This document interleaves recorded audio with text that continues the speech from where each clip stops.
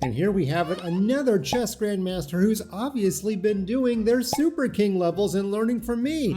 Actually, it's the other way around. I steal from the grandmaster games, but today, let's just call it a draw as I show off a fantastic queen endgame from Grandmaster Anna Muzychuk. You know her as the voice of ChessKid Ukraine. Now, she was white in this game, and she has the queenside pawn majority. 2 is worth more than 1. A grandmaster taught me that. And black thought that she was going to sort of equalize by sacrificing a knight to the pawn, and then forking the king and knight, and then getting the knight back. But then Anna captures the pawn, and the #1 rule that I talked about over and over in my Queen Endgames video, it's not about who has more pawns in Queen and Pawn Endgames.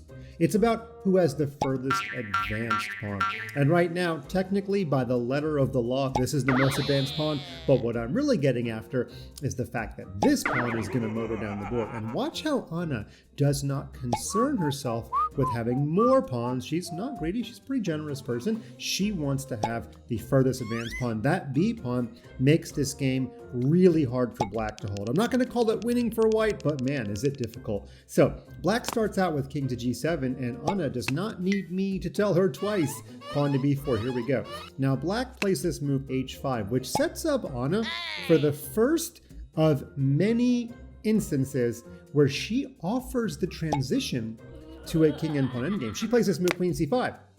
And here, black should not go into the king and pawn endgame, because if black takes, when the pawn takes back, technically the king can catch the pawn. The king can go to a square like F6 and be inside the square of the pawn. Remember, the square, we count up.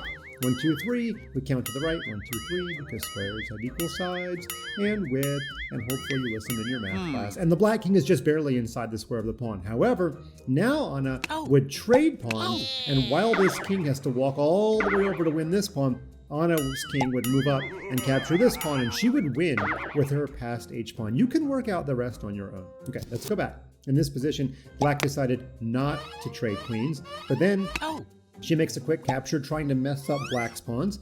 Queen takes H3, queen to D4. Now comes her big star idea. After this move, pawn F6, she's not that concerned with taking. What she's really concerned with is getting her pawn over here on B4, moving and grooving. She doesn't care if she's down a pawn on the king side. So she sacks his pawn with H6, and after the queen takes, then she plays queen check to force this black king backward. That's a bad place for the king to be. Again, if you will remember my Queen Endgames video, I said that when you're defending, you don't really want your king close to the action, because sometimes you'll end up getting tricked into a trade of queens. So bad place for this king to be. And she throws her pawn up the board once more. Now we had some checks, and you know, sometimes when you're trying to win these endgames, you do have to dance around the board with your king. It just takes a while. So Anna is tiptoeing her king to a good spot.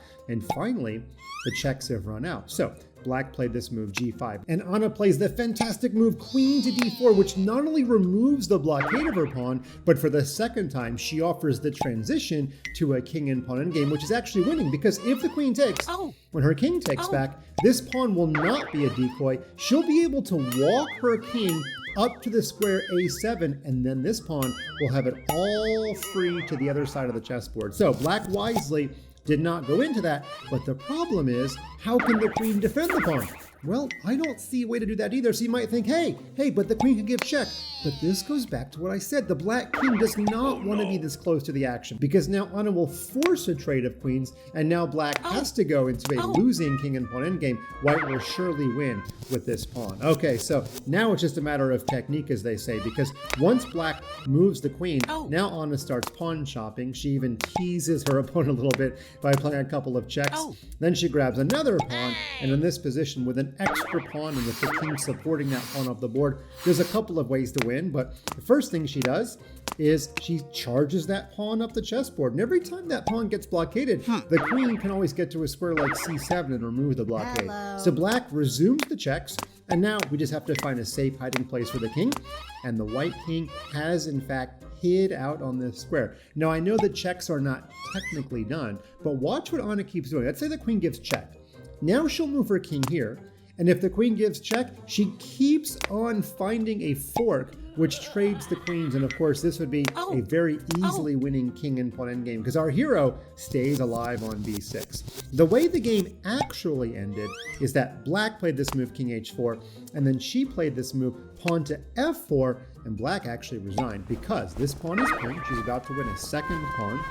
Pawn can't take, and if the queen takes, it's a very easily winning king and pawn endgame. Because after takes, you can very clearly see that the white pawn is much faster, and even though this pawn gets to f2, she has just enough time to play queen f4 check and pick off the pawn. Brilliant play by Anna, realizing it's not about who has more pawns in queen endgames, it's about who has the furthest advanced pawn. Also note how many times she looked to transition into a winning king and pawn endgame. Anna, thanks so much for watching my videos, and that'll be $10 for the chess lesson. Wait, no, I have to pay you. You taught me. Thanks, Anna.